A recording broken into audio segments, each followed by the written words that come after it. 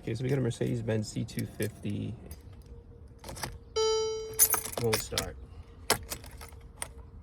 No crank. It says take key from ignition. Read fault code.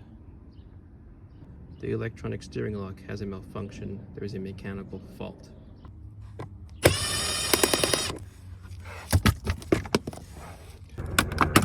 Pull it. Okay, so the steering column is just about out.